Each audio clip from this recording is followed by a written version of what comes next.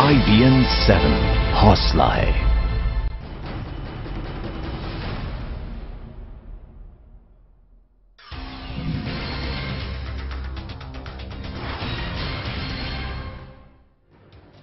इस वक्त की बड़ी और सनसनीखेज खबर IBN 7 के हाथ वो अहम दस्तावेज लगे हैं जिनसे पता चलता है कि पोरबंदर में जिस बोट को कोस्ट गार्ड ने रोका था, जिसके बाद उसने खुद को उड़ा लिया था, वो दरअसल आतंकी बोट ही थी और उसके निशाने पर देश की आर्थिक राजधानी मुंबई थी। जी हां, पोरबंदर नहीं बल्कि मुंबई था बोट का निशाना। दस्तावेजों से मिली जानकारी के मुताबिक 8 दिन तक भारतीय सीमा में रही थी ये बोट। 26/11 के ही रूट पर चलकर आई थी ये बोट और आगे भी मुंबई उसी रूट के जरिए पहुंचने का पूरा प्लान था और बोट के का नाम अल मारवा था। अल मारवा नाम की इस बोट के पीछे और बोट को आना था। अपनी बातचीत सुनने का शक होने के बाद बोट के लोगों ने रूट बदल दिया।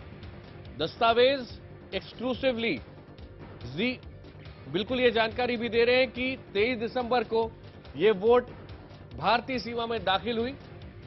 ये भी महत्वपूर्ण है कि थोराया सैटेलाइट फोन से किसी उस्मान भाई से दिशा निर्देश लिए जा रहे थे। बीच बीच में जहीर नाम का एक शख्स उनको मोटिवेट करते हुए बाकायदा रास्ता बता रहा था, यानी कि आतंकी भी थे, हैंडलर्स भी थे। 8 दिन तक ये बोट भारत के आसपास घूम रही थी। 23 तारीख को सबसे पहले फ्रीक्वेंसी मैच हुई थी, यानी 23 तारीख से लेकर 31 तारीख वो तारीख थी जब उस बोट को घेरा गया और उसके बाद उसके अंदर जो 4 लोग जिन्हें डिटेक्ट किया गया उन्हें कहा गया कि आप सरेंडर कीजिए। जब उन्होंने सरेंडर नहीं किया तो उस बोट को उन्होंने आग लगा दी। यानी 23 से 31 तारीख तक वो उसी एरिया में थे। बता दें कि वेस्टर्न कोस्ट में ये लोग घूमते रहे। जब इनको ये अंदेशा हुआ, जब इनको ये शक हुआ कि अब इनकी बातचीत कहीं ना कहीं पकड़ी गई है, कोई ना कोई सुन रहा है, इंटरसेप्ट हो रही है बातचीत, उसके बाद जो प्लानिंग हुई उसमें थोड़ा सा चेंज था। चेंज ये था कि इनका रूट जो मुंबई था, उसके बाद इनका सीधे तौर पर निशाना था कि वेस्टर्न कोस्ट के किसी एक ऐसे आइसोलेटेड एरिया में जाकर एंट्री की जाए, आइसोलेटेड एरिया से जहां पर सुरक्षा ज्यादा पुख्ता नहीं होती है। ये प्लान इनका बदल गया था उसके बाद। हैंडलर्स के बीच में और जो आतंकी बोट के अंदर सवार थे, इनके बीच थोराया सैटेलाइट फोन से बातचीत हो रही थी। सबसे पहले कोस्ट गार्ड ने बातचीत को इंटरसेप्ट किया। ये बातचीत कई बार कोड वर्ड में की जा रही थी।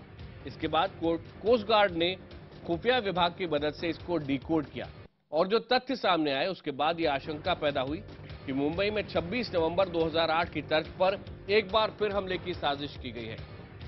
इस जानकारी के बाद कोस्ट गार्ड ने सबसे पहले मुंबई पुलिस को हाई अलर्ट किया। मुंबई से रत्नागिरी के कोस्टल एरिया पर रेड अलर्ट घोषित किया गया और बीच के पूरे एरिया पर भी रेड अलर्ट घोषित कर दिया गया।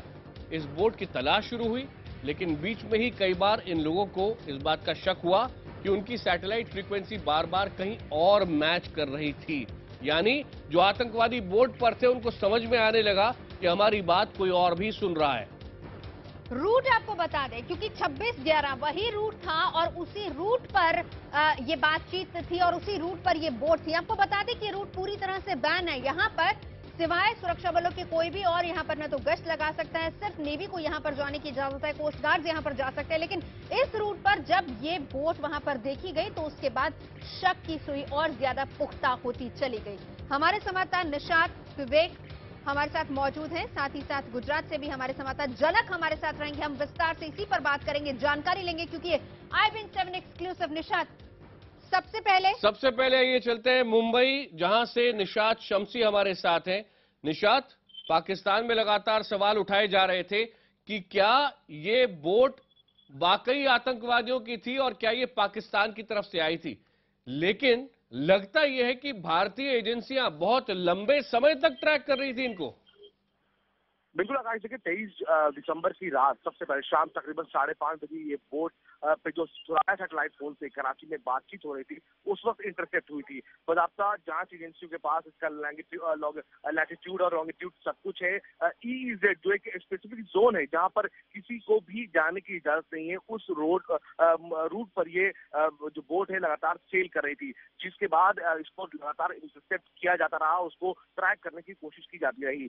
देखिए इसमें कोस्ट गार्ड को काफी वक्त लगा, चूंकि कई बार इसमें जो बातचीत की भाषा थी वो कोड लैंग्वेज में बात हो रही थी। हाँ, अलबत्ता उनको 3 नाम उनकी जांच में जरूर सामने आया। उस्मान भाई, जहीर और रहीम, ये 3 नाम थे जो बार बार उनकी बातचीत में आ रहे थे और लगातार ये आपस में बातचीत कर रहे थे। इनको बताया जा रहा था कि कैसे इस रूट पर आगे बढ़ना है और कैसे मुंबई की तरफ बढ़ते जाना है। जिसके बाद तुरंत आनंद फानन में कोस्ट गार्ड ने मुंबई पुलिस के एटीएस सहित तमाम जो एजेंसियां हैं, खासतौर से कोस्टल जोन में, उनको अलर्ट भेजा, उनको अलर्ट रहने की हिदायत दी कि इस तरह की एक बोट है जो लगातार थुराया सैटेलाइट फोन से बात कर रही है, मुंबई कोस्ट की तरफ बढ़ रही है और इसे रोकने के लिए कोस्ट गार्ड काम कर रही है। लेकिन इससे पहले मुंबई का जो कोस्टल जोन है उसको हाई अलर्ट किया जाए। जिसके बाद आनंद फानन में मुंबई का जो पूरा तटीय इलाका है, मुंबई से लेकर रत्नागिरी तक, उन तमाम जगहों पर हाई अलर्ट किया गया। वहां पर सुरक्षा चाक चौबंद की गई और उसके बाद से लगातार इस जहाज को इंटरसेप्ट करने की कोशिश की जाती रही। तकरीबन 8 दिन का वक्त लगा इस जहाज को इंटरसेप्ट करने में जांच एजेंसियों को।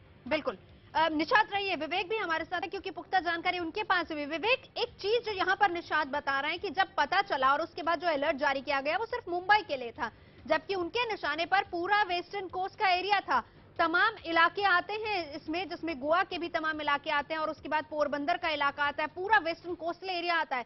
वहां पर अलर्ट नहीं था। मैं आपसे जानना ये चाहूंगी कि अलर्ट जो जारी हुआ था वो एग्जैक्ट किसके लिए था? देखिए, सबसे पहले आपको बताना चाहेंगे कि थोराया सैटेलाइट फोन हिंदुस्तान में बैन है। 26/11 हमले में जितने भी आतंकवादी आए थे उन सभी के बाद थोराया सैटेलाइट फोन मिला था और जो रूट जो हमारे पास I-17 के बाद जो दस्तावेज उस रूट में भी लिखाया गया कि कराची से जो मुंबई 26/11 के हमले में जो आतंकवादी ने जो रूट अपनाया था, सेम वही रूट EZ को रूट को बोलते हैं, उसी रूट से वो लोग उस रास्ते में आ रहे थे। जो कोस्ट गार्ड के सूत्र हैं वो साफ तौर पर बता रहे हैं कि दस्तावेज में साफ लिखाया गया कि 23 दिसंबर को शाम के वक्त एक थोड़ा सैटेलाइट फोन से उन्हें इंटरसेप्ट की गई थी। एक जो बातचीत हो रही थी वो उसको लेकर इंटरसेप्ट की गई थी, जिसके बाद कोस्ट गार्ड को काफी ज्यादा शक गिराया था क्योंकि जो थोड़ा सैटेलाइट फोन वो हिंदुस्तान में यूज नहीं होता है। तो सबसे पहले उन्हें इसकी जानकारी इंटेलिजेंस हमारे साथ ही अहमदाबाद से जनक दवे भी हमारे साथ हैं। जनक, जब हम ये सब जानकारियां दे रहे हैं तो सवाल उठना लाजमी है क्योंकि हर तरह की जानकारी आ रही है और पाकिस्तान में भी सवाल उठ रहे हैं, भारत के अंदर भी सवाल उठ रहे हैं। जानकारी का आधार क्या है? देखिए, अब तक ये ऑपरेशन पे तमाम थ्योरी लगाई जा रही थी, सवाल खड़े उठ रहे थे और जो जानकारी आ रही थी कोस्ट गार्ड भी बार बार ये कह रहा था कि वो ऑपरेशन उन्होंने सही किया था। लेकिन ये सबूत जो सामने आए हैं, जो डॉक्यूमेंट पहली बार टीवी स्क्रीन पर दिख रहे हैं कि वो डॉक्यूमेंट इंटरसेप्ट किए गए थे, डॉक्यूमेंट में उस चीज़ों का जिक्र किया गया है। यहाँ तक कि जो ATS महाराष्ट्र ATS को जो अलर्ट दिया गया वो भी वहाँ पर दिखता है। तो निश्चित तौर पर पूरा ऑपरेशन उसके बाद पता चलता है जब दूसरी बोट आती, लेकिन कोस्ट गार्ड का पेट्रोलिंग लगातार वहां पर रहा और दूसरी बोट यहां पर नहीं आ सकती। वो सबसे बड़ी राहत की बात रही। अगर दोनों बोट आ चुकी होती तो शायद वो अपने अंजाम तक पहुंचने में कामयाब होने की गुंजाइश वहां पर रहती थी, लेकिन समय पर इनपुट मिला और कोस्ट गार्ड ने उसको एक्ट किया। यही शायद इसकी बड़ी उपलब्धि रही। बिल्कुल। निशात, मैं आपसे जानना चाहूंगी, इस पूरे मामले जब से ये इस चीज का इसका खुलासा हुआ है बोर्ड का, तब से बहुत सारे सवाल उठ रहे थे। खुद रक्षा मंत्री को सामने आकर बात कहनी पड़ी, पाकिस्तान ने तमाम सवाल उठाए कि स्मगलिंग की बात भी यहां पर होती रही। लेकिन अब इन दस्तावेजों से, हमारी इस खबर से ये बात पुख्ता हो गई है कि उन बोट्स में विस्फोटक ही था। तो बिल्कुल, जो देखिए, एक बात तो हम दावे के साथ कह सकते हैं कि भले ही इस जहाज को 31 की रात को 31 दिसंबर की रात को इंटरसेप्ट किया गया हो, लेकिन जो ये अलर्ट है और इस जहाज के बारे में जो भी जानकारी थी 23 दिसंबर की शाम कोस्ट गार्ड ने तमाम एजेंसियों को भेजी थी और बाकायदा इसके लिए भारतीय खुफिया एजेंसी की मदद भी ली गई थी उनके बातचीत को डिकोड करने के लिए।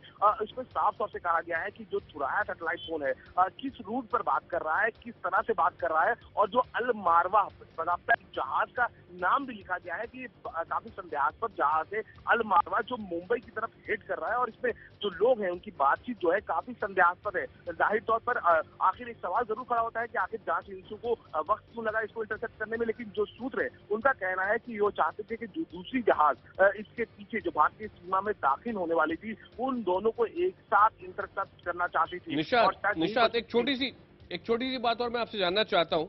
बाकायदा आप ये जानकारी दे रहे हैं कि इस बोट के पीछे एक बोट को और आना था, जो दूसरी बोट थी जो इस आतंकी नाव के साथ थी, उसका हुआ क्या?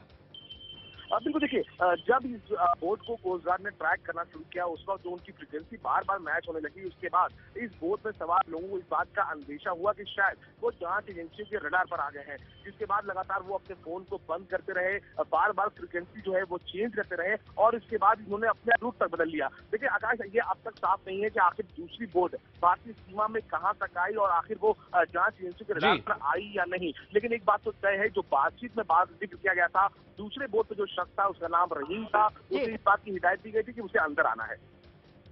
निशाद, बहुत बहुत धन्यवाद इस जानकारी के लिए, इस बड़ी ब्रेकिंग न्यूज के लिए। विवेक आपको और जनक आपको भी धन्यवाद। ये पहली खबर है, इससे और जानकारियां आगे बढ़ेंगी जो आपको IBN 7 पर आगे भी देते रहेंगे। और इस खबर पर